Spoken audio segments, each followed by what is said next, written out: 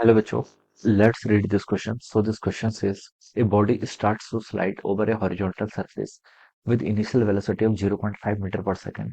Due to friction, its velocity decreases at a rate of 0.05 meter per second square. How much time will it take for the body to stop? ठीक है, body को stop होने में कितना time लगेगा ये आपको बताना है। तो देखिए बच्चों, इस क्वेश्चन का की कॉन्सेप्ट आपका लिख सकते हैं।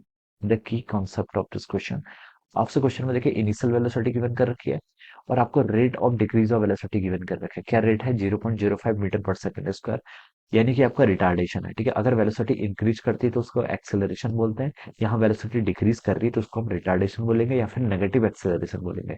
हमसे बोल रखा है how much time will it take. तो बच्चे यहाँ पर आपका एक्सेलरेशन कांस्टेंट है, तो इस क्वेश्चन का की कॉन्सेप्ट आपका लिख सकते हैं कांस्टेंट एक्सेलरेशन। क्या लिख सकते हैं? आपका कांस्टेंट एक्सेलरेशन लिख सकते हैं या फिर आप इक्वेशंस ऑफ मोशन भी लिख सकते हैं। ऑलराइट, कांस्टेंट एक्सेलरेशन देखिए बच्चों क्या होता है। देखिए, अगर आपका एक्सेलरेशन कांस्टेंट है, अगर आपका क्या है ए कांस्टेंट है, तो हम यहाँ पर इक्वेशंस ऑफ मोशन का यूज कर सकते हैं। ठीक है, आपकी v is equal to U plus A T, इस इक्वेशन का यूज कर सकते हैं। ये तब वैलिड है जब आपका एक्सेलरेशन कांस्टेंट है, इसी कंडीशन में वैलिड है। ठीक है, इनको डिराइव ही हम इस कंडीशन में करते हैं जब आपका एक्सेलरेशन कांस्टेंट एज्यूम करते हैं। और क्वेश्चन में हमसे बोला गया कि एक्सेलरेशन क्या कांस्टेंट है। इनिशियल वेलोसिटी देखिए बॉडी की कितनी, 0.5 मीटर पर सेकंड। ऑलराइट, ये आपको गिवन है। अब बोल रखा है due to friction its velocity decreases. तो यहाँ पर क्या हो रही है? वेलोसिटी डिक्रीज हो रही है, यानी कि जो रेट है वेलोसिटी का वो क्या कर रहा है? डिक्रीज कर रहा है। तो एक्सेलरेशन क्या आना चाहिए? आपका नेगेटिव आना चाहिए। और कितना? -0.05 मीटर पर सेकंड स्क्वायर। ये आपका क्या हो जाएगा? This will be the retarding acceleration.